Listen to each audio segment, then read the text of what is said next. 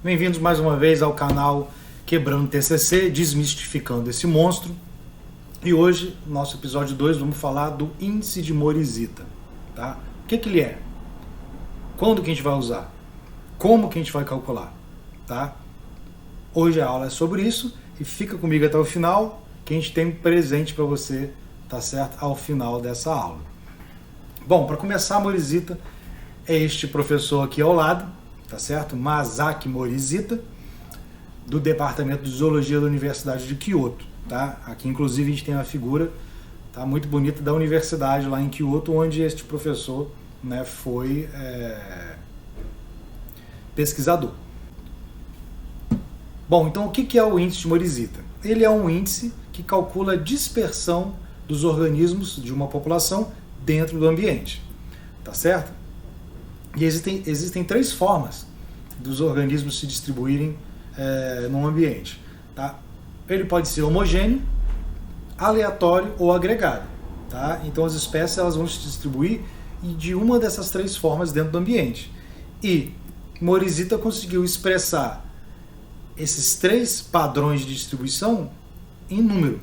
Tá? Então, por exemplo, quando você calcula a densidade dos indivíduos em cada parcela de um estudo de uma população em um ambiente e você chega ao número igual a 1, a gente fala que essa população tem uma dispersão aleatória, como a gente está observando aqui nesse quadrado do meio. Né? Você vê que os pontos vermelhos, que representam os organismos, não tem um padrão claro de distribuição, de dispersão.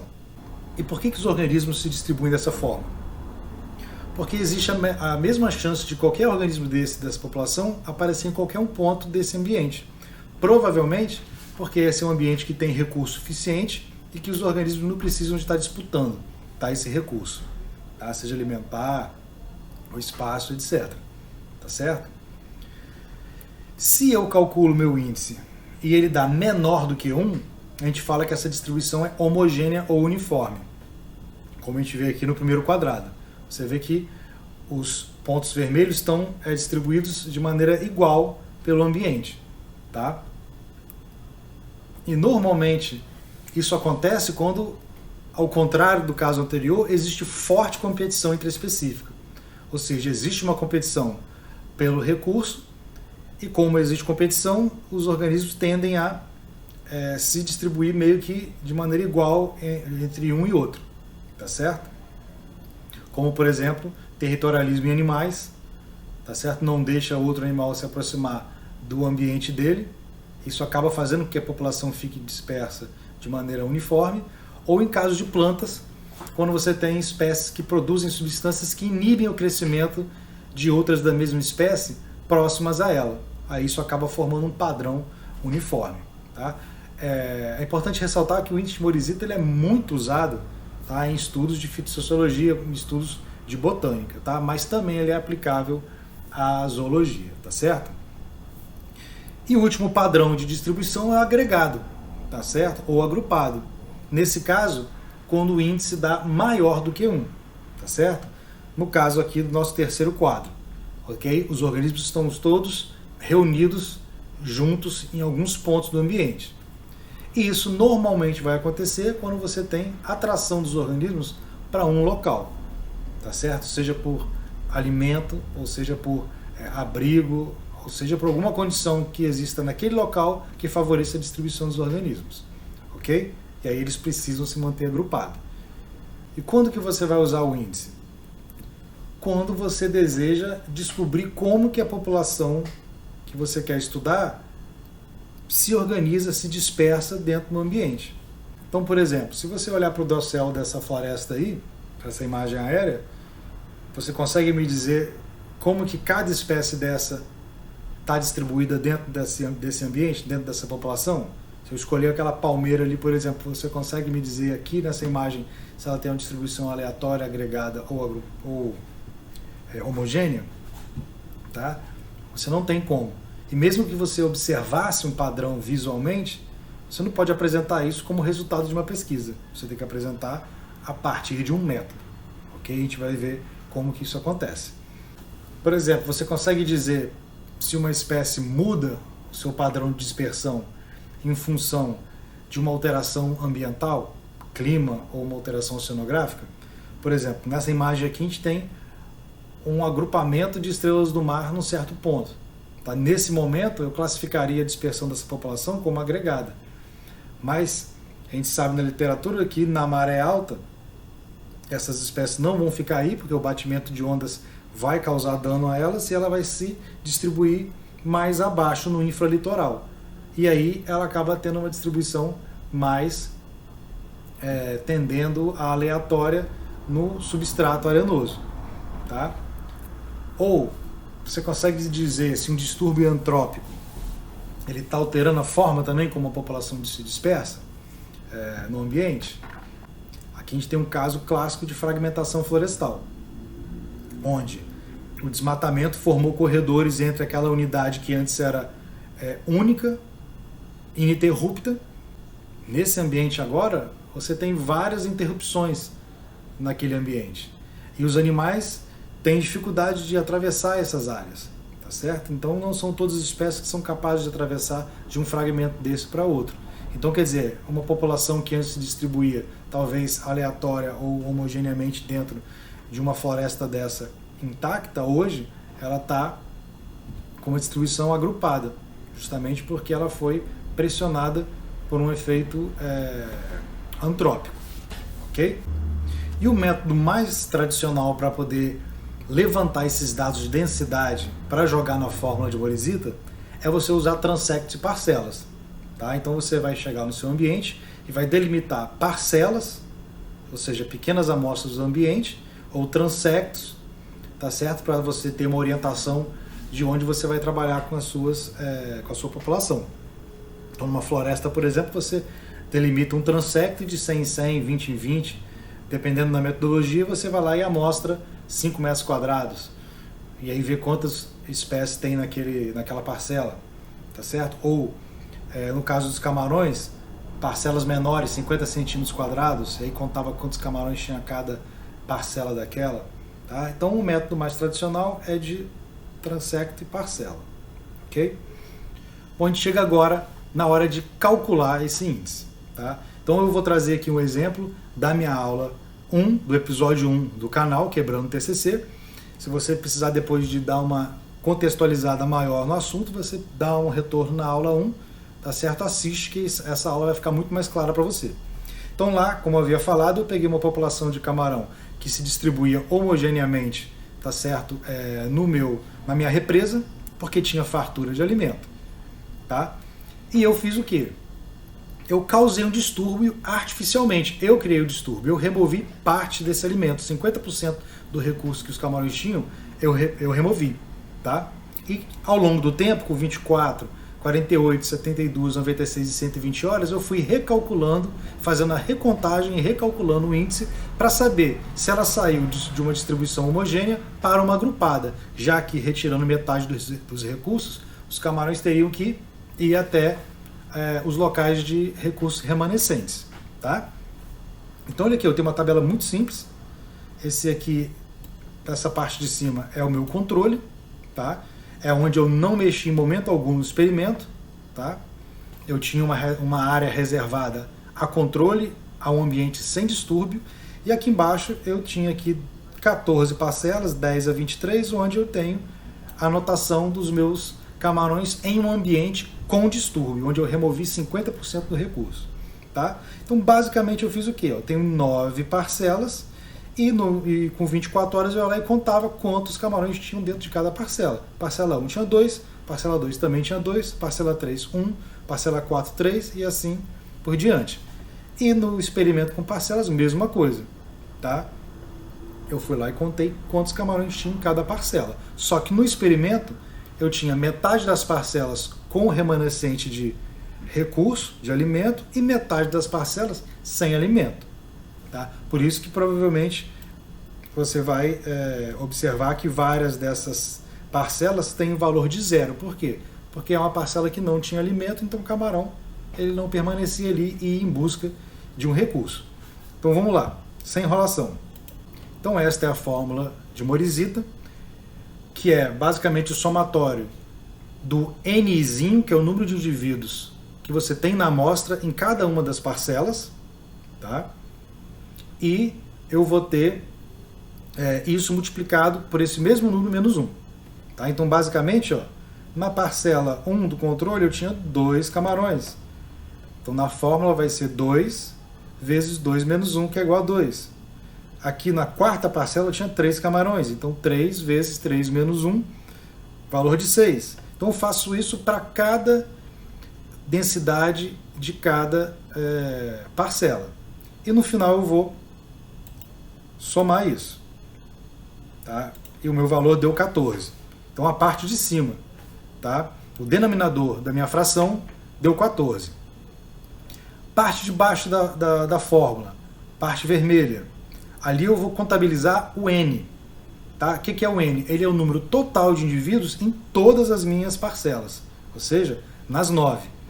Então o N, faço a somatória aqui de todos esses indivíduos, deu 15. 15 vezes 15 menos 1, resultado 210. Tá? Então na minha fração eu tenho 14 dividido por 210. Faço essa divisão e multiplico por Nzão.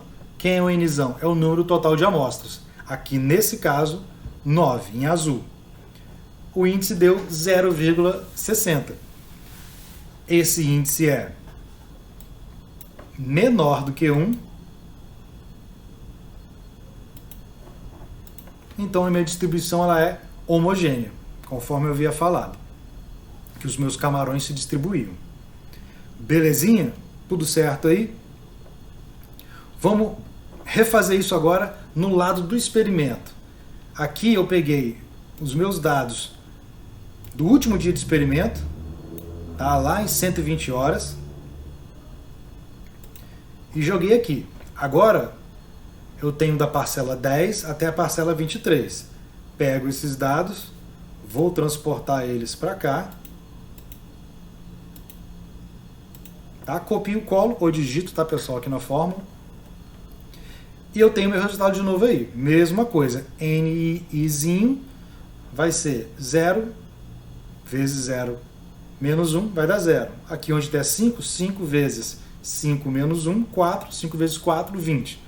Matemática tá simples, pessoal. Apesar do pessoal da biologia não gostar muito de matemática, não é tão difícil, bem tranquilo aqui essa fórmula. E é importante a gente estar usando esse tipo de fórmulas para poder a gente ter uma informação bem mais robusta, bem mais exata nos nossos trabalhos. Tá? Então aqui eu já fiz mais automatizado, tá, pessoal? Eu colo aqui esses meus valores, deu aqui um resultado da parte de cima, o denominador da fração de 130. O meu N agora, na parte vermelha, eu pego o número total de indivíduos encontrado nas 14 amostras, tá? Agora eu tenho 14 parcelas, que deu 37. E aí 37 vezes 37 menos 1, resultado de 1.332. Então, mesma é a situação. 130 dividido por 1.332, multiplico isso pelo Nzão, número total de amostras. Agora não é mais 9, agora é 14, agora são 14. E agora, que interessante, meu resultado deu 1,37. Ou seja, a minha distribuição, que era homogênea, ela passou a agregada ou agrupada. Então olha só interessante, pessoal, eu consigo, com alteração do ambiente, nesse caso artificialmente, porque era um experimento, por exemplo, prever o que acontece num ambiente onde vivem camarões se causar distúrbio, como por exemplo a remoção de alimento. Então isso você pode projetar, tá certo? Como se fosse uma tempestade que removesse parte do alimento dos rios, como uma enxurrada. E aí você pode prever que isso pode causar, né, uma alteração de comportamento do padrão de dispersão das populações. Se você vê o episódio 1, você vai ver que isso levou a um segundo comportamento, que era de maior interação agonística, ou seja, menos alimento, mesmo número de camarões, os camarões começaram a se agregar e como eles são territorialistas, acabou que se observou uma interação de disputa, né, entre esses camarões. Então olha só como que você tem um desdobramento, né, dos fenômenos biológicos em função de um distúrbio aqui provocado artificialmente, mas você pode usar isso para poder prever, né, impactos, por exemplo, né, da atividade humana. Olha que interessante. Tá? Você também pode, pessoal, usar esse índice, né, e ter ideias diferentes. Tá? Aqui eu usei para os camarões. A maior parte dos trabalhos, se você procurar na literatura, vão ser para plantas, tá? Para descobrir como elas se distribuem dentro da floresta. Aqui eu tenho uma forma diferente de olhar o índice. Olha só, aqui é com relação à floração de árvores. Aqui, por exemplo, a minha parcela se transformou em meses do ano. Então, quer dizer, num determinado local, em cada mês do ano, que eu usei como se fosse uma parcela, uma área que era determinada, obviamente, tá? Esse autor aqui, Luiz Fernando Alberti, ele foi lá e calculou e buscou quantas árvores floridas você tinha, tá certo? Em cada mês desse, tá certo? Naquele mesmo espaço, né, de estudo.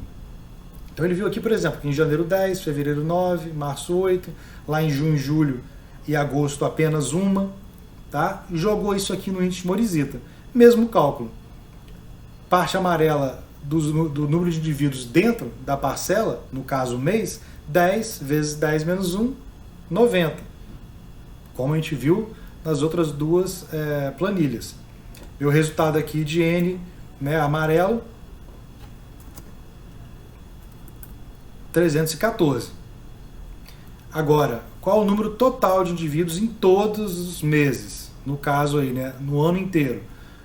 O Nzinho vai ser somatória, que deu 53. Mesmo cálculo, 53 vezes 53 menos 1 deu 2.756. Agora, divido esses dois valores e multiplico pelo número total de amostras, que no meu caso agora eram os meses do ano, 12, deu 1,37, né? Coincidentemente o mesmo valor do meu experimento aqui. Tá? Aí você diz que a distribuição das espécies era agrupada? Não. Agora a gente estava observando a questão de floração. Então quer dizer que a floração ela acontece de maneira agrupada quando você observa o ano. Isso quer dizer que essa espécie ela tem uma reprodução sazonal. Tá? Então olha só como você pode observar o índice de Morizita de uma outra forma. E pessoal, a gente pode fazer o seguinte, tá? Quem quiser avançar ainda mais nisso aí, fica comigo que a gente vai ver como que a gente calcula isso para poder testar se esse resultado é significativo ou não. Tá? Não vai embora não, que tem o presente no final do vídeo. Aqui a gente vai usar os mesmos parâmetros, Nzinho, N e Nzão. Tá? E aqui a gente vai fazer o quê? A gente vai calcular o valor de F, tá certo? E comparar com o F tabelado. O F tabelado, baseado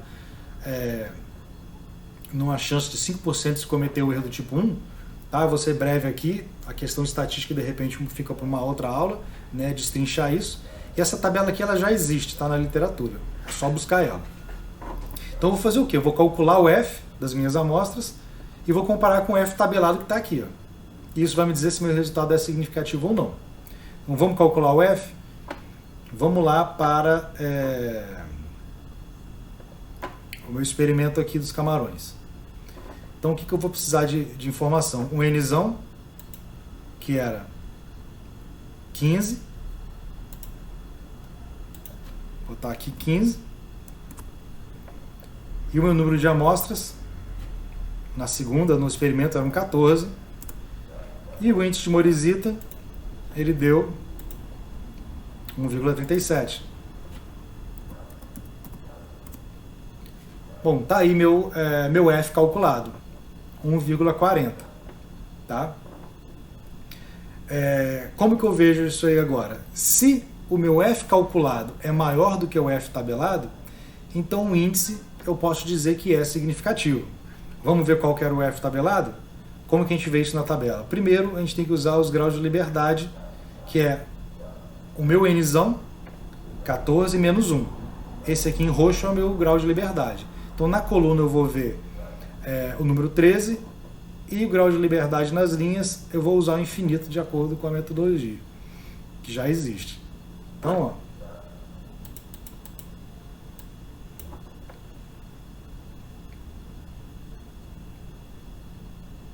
entre aqui 10 e 12, na verdade é o 13, estaria aqui dentro. Eu vou usar aí como mais conservador 1,75 ou 1,69. Então, se o meu F tabelado é 1,69, quem foi maior? F tabelado ou F calculado? F tabelado. Então quer dizer que esse meu valor não foi significativo, apesar de eu ter visto que a população sofreu uma alteração do seu padrão de homogêneo para agrupado. Vamos testar aqui com esse de morizita aqui da flor. O meu N foi 53 e eu tinha parcela de 12, o mesmo índice de morizita. Tem o meu N 53, minhas 12 parcelas, meu grau de liberdade 11. Deu 2,75 calculado e o tabelado eu vou dar uma olhada aqui.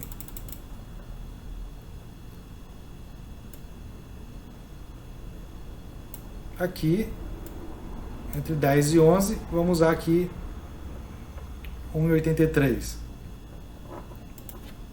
1,83. Vejam só. F calculado é maior do que F tabelado? Sim. O F calculado, 2,75, é maior do que o F tabelado. Então, esses resultados aqui da florística, eles são significativos. Ok? E, basicamente, o que eu faço? Eu multiplico o índice de morizita pelo N53 menos 1, somo com o número de parcelas e diminuo do número total de indivíduos por amostra. E depois eu vou dividir isso tudo pelo número total de amostras menos 1. Tá? Aqui eu tenho a fórmula já automatizada. Ok? Então essa é uma forma de você fazer um testezinho estatístico e ver se o seu índice é realmente significativo. Então, pessoal, esse índice é muito bacana de ser usado. Você consegue transmitir como que uma população se distribui no ambiente em um número. Tá? E ainda você consegue fazer um teste estatístico para poder ver se esses dados são realmente significativos. Tá? Isso você consegue trabalhar com plantas, consegue trabalhar animais. Tá? Quando vocês começarem a buscar isso na literatura, vocês vão ver que o índice de morizita existem vários outros níveis para você calcular ele. Esse é o nível básico para a gente poder estar trabalhando com quem está começando. Tá? E à medida que vocês dão uma olhada na literatura, vocês vão ver que existem várias metodologias para você usar o índice de morizita e calcular, inclusive, similaridade e outras coisas mais. Ok? Mas para a gente começar, a gente vai com um índice de morizita básico, tá certo? E no futuro podemos estar trabalhando outros índices um pouco mais complexos. Tá bom? Como eu disse, tem um presente aqui para vocês. Essa aqui é uma planilha, tá? Onde eu coloquei 100 entradas. Tá? Então você pode pegar aí qualquer trabalho que vocês quiserem e jogar os dados nessa planilha que vai sair o índice de morizita. Então posso vir aqui, ó, pegar aqui na minha planilha de dados, qualquer conjunto aqui, ó, vou lá, vou colar, tá certo? Preciso de colocar como que eu vou identificar essas parcelas, posso colocar A, B, C em vez de números, tá? Isso aqui não existe padrão, tá certo? Você só precisa de preencher na mesma quantidade que você tem os dados, tá certo? Você pode usar só um pedaço dela, você pode usar ela até o final, que ela vai calcular aqui o índice de maneira automática, ok? Basta você colocar a abundância de cada parcela, basta fazer isso. Você tem lá 10 parcelas, coloca quantos indivíduos você achou em cada parcela, 0, 2, 4, 5, 6, 7, 8, 10, 12, pronto. Você só precisa de preencher essa coluna aqui, tá? De abundância. E você vai ter seu resultado automaticamente na hora aqui, ó. Nesse caso aí, aleatório que eu fiz, o índice deu 1,52 e já te dá o resultado aqui, ó. É verdadeiro para a dispersão agrupada, tá certo? Isso aí fica de presente para vocês que assistiram a aula, usem, tá certo? Qualquer dúvida, entra no canal, deixa seu comentário, tá certo? Sugestão também, Se vocês quiserem que eu faça uma outra aula, um outro conteúdo com Morizita ainda, se vocês tiverem alguma ideia de outro tema dentro da ecologia que seja interessante, eu posso trazer para vocês de uma maneira aplicada, que esse é o objetivo desse canal, trazer conteúdos em ecologia, zoologia, botânica, só que de maneira aplicada na ecologia, que vocês possam usar nos trabalhos de vocês de pesquisa, no TCC, monografia, etc. Bom, pessoal, a gente chegou ao final desse episódio. Não deixa de tocar no sininho para que você receba a notificação. Por favor, se inscreva e compartilhe com um amigo seu que você acha que vai aproveitar esse tipo de material, tá? Não esqueça que na descrição do vídeo vai estar um link para você baixar essa planilha, tá certo? E usar aí em qualquer trabalho que vocês desejarem. Beleza? Até a próxima.